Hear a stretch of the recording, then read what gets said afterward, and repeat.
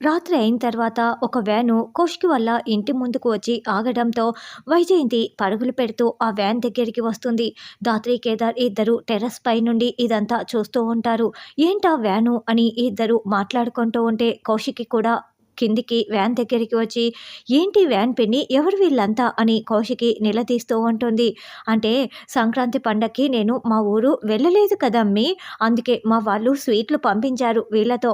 ఇదిగో నేను ఈ స్వీట్లన్నీ లోపలికి పట్టుకు వెళ్తున్నాను అని ఈ పెద్ద పెద్ద స్టీల్ డబ్బాల్లో మొత్తం కూడా స్వీట్లే ఉన్నాయని వైజయంతి చెప్తుంది. అయితే ఆ స్టీల్ డబ్బాలని పట్టుకు వెళ్తూ ఉంటే పొరపాటున అతను చేతిలో ఉన్న స్టీల్ డబ్బాని కింద పడేయటంతో లడ్డూలన్నీ కూడా కింద పోతాయి. దాంతో వైజయంతి, అయ్యయ్యో ఇలా కింద పడేశారేంట్రా అని వాటిని డబ్బాలోకి ఎత్తుతూ వేస్తూ ఉంటుంది.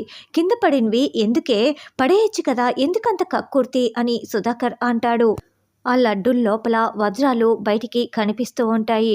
ధాత్రి, ఆ లడ్డూలో వజ్రం కనిపిస్తూ ఉంది ధాత్రి అని కేదార్ అనడంతో అవునని ధాత్రి కూడా షాకింగ్గా చూస్తూ ఉంటుంది.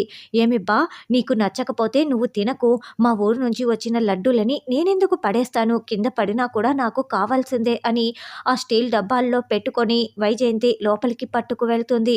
ధాత్రి, ఏంటా వజ్రాలు అని కేదార్ అడుగుతూ ఉంటే, ఆ క్యాన్లు వచ్చింది ఊరు నుంచి కాదు కేదార్, మీనన్ డెన్ నుంచి. మనం ఆ లడ్డూలలో చూసింది డైమండ్సే. అత్తయ్య గారు మీనన్ కోసం పనిచేస్తున్నారు. ఎలాగైనా సరే ఈసారి అత్తయ్య గారిని నేను రెడ్ హ్యాండెడ్గా పట్టుకుంటాను అని ధాత్రి చెప్తుంది. తర్వాత రోజు ఉదయాన్నే మళ్ళీ ఏదో ఒక పూజ పెట్టుకొని గెస్ట్లను అందరినీ, ముత్తైదులను అందరినీ కూడా వైజయంతి లోపలికి తీసుకువస్తూ ఉంటుంది. నిషి వైజయంతి దండాలు పెడుతూ వాళ్ళని కూర్చోపెట్టి ఉంటారు. ధాత్రి కేదార్ ఇదంతా పైనుంచి చూస్తూ ఉంటే లడ్డూల్లో ఉన్న వజ్రాలని వైజయంతి చూసుకొని మురిసిపోతూ ఉంటుంది.